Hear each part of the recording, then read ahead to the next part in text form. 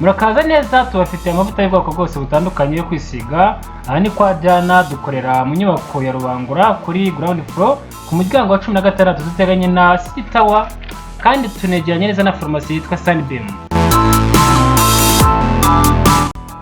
Muduhamagare kuri 0788283445. Tubafitiye amavuta y'abana, abasore ndetse n'abakobwa. Tubagurisha ku biciro byiza, mbega ni promosiyo.